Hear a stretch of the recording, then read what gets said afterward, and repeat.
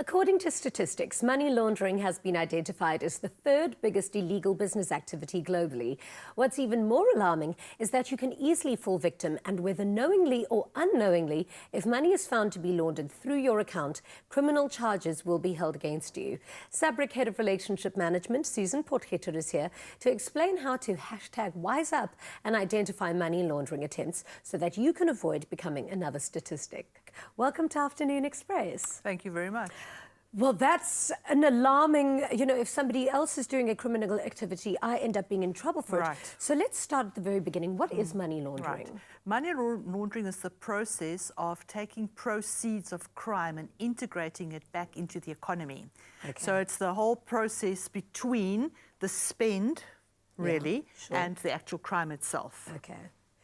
Then how can I be a victim of money laundering? Well, you can be a complacent in money laundering, be an accomplice, so to speak. Okay, so how? Without me even knowing? Yes. So what could happen, and we've actually had reports along these lines, where people are approached by others to allow them to use their banking facilities. Now, that must never happen, because if you don't know what is being done with your facility, you won't be able to say, but I didn't know.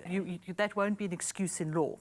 What typically happens is a criminal uses somebody else's bank account in order to move the money through so that they put a distance between themselves and the actual act of money laundering. And then, of course, should they all be found out, then the person whose account was used will be held accountable for money laundering. But I mean, how common is that? Because I mean, how often are people allowing other people to use their bank accounts? I think it's probably more common than what we believe. Yeah. And if you look at the kind of stories that people are told, by way of an example, somebody comes to you and says they've just sold their motor vehicle, they bank with a bank A, but the purchaser banks with bank B. You happen to be with bank B, so can't we just put the money in your account? Oh, wow. And then if you do me this favor, you can keep $1,000.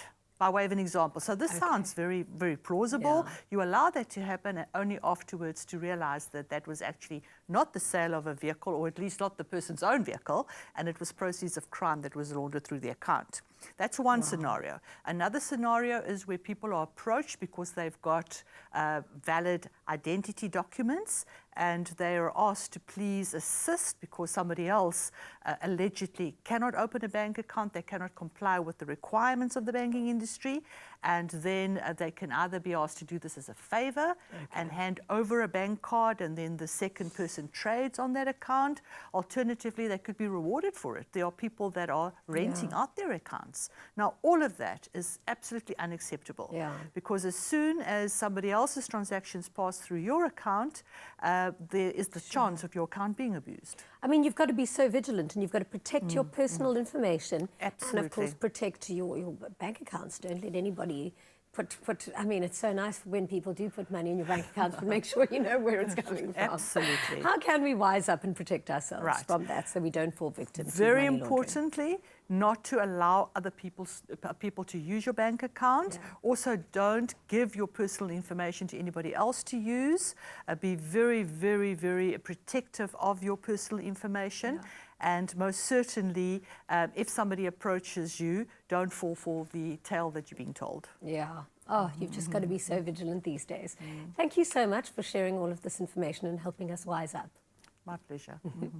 When it comes to mobile banking, it's quick and easy, and the amount of people using mobile banking apps worldwide is on a steady increase. Although it is a safe and convenient way to access all of your banking needs, there are ways that we can compromise this. So join us next week when Susan Potgieter gives us the do's and don'ts so that we don't fall victim to mobile banking schemes and scams. Thank you, Susan. We are brave, innovative, everywhere. We are SABRIC.